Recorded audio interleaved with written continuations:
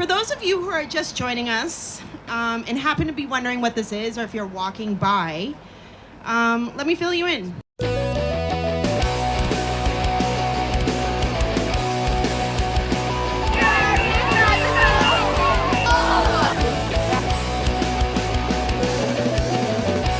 My name is Julie McDonald. My name is Kaylee. My name is Barb Robinson, and I have been a member of WEC for, I would say, about 20 years, I think. I've been with WEC for about 2 years now. And I've been a member of Women's Events Committee since about 2009. Because I'm about, and I think general.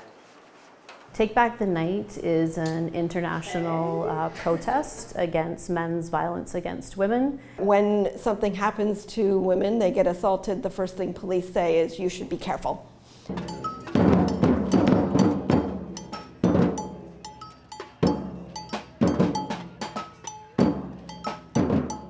Like most, if not all women, I have experienced varying forms of sexual violence. Sexual harassment in the workplace, street harassment, sexual assault. If you're a woman or someone of gender minority, you probably have a plethora of stories of not feeling safe. There is a very real history of violence that continues to this day. It's not a joke when people say that they're holding keys in their hands because they're scared about someone behind them. If one of us ain't free, all of us are oppressed.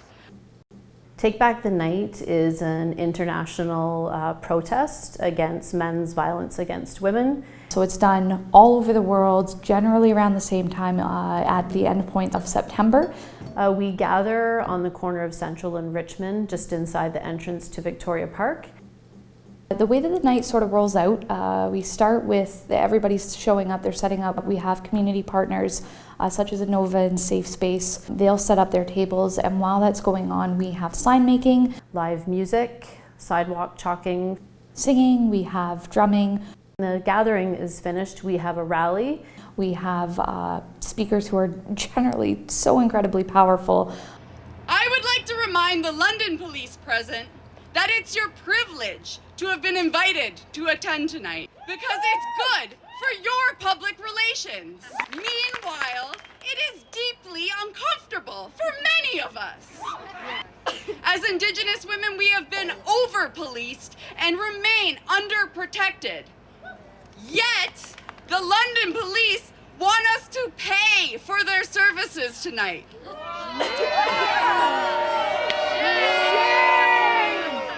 Some years we have a theme, some years we don't. This year the theme was Missing and Murdered Indigenous Women and Girls.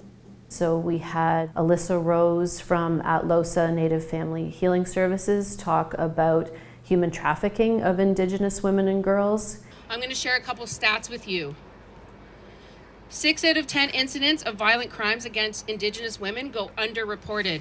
You know how many women I know that have come to my program and have gone to the police and they do not go back because of how awful that situation is to talk about their abuser, their trafficker, their pimp, their John, whatever it is. Indigenous women, I'm going to say it again, make up 4% of the Canadian female population and account for over 50% of those trafficked here in Canada. I'm also tired of people saying it's her fault, she put herself in the situation. And so it's really important that we still have this march to let people know that this is an ongoing problem and it's not being addressed and change isn't happening fast enough. If anyone ever was curious about how they could get involved or help out, it's support these local community-driven events. You know, we still live in a world with organizations that are patriarchal in nature.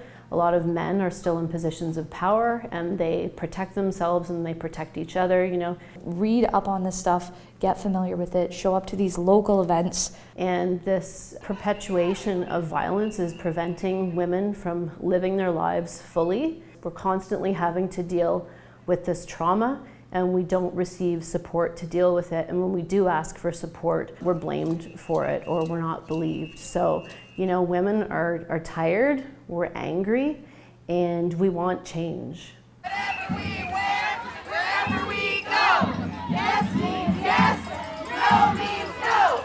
So Take Back the Night is still unfortunately relevant, and that's why we continue to gather in the streets every year.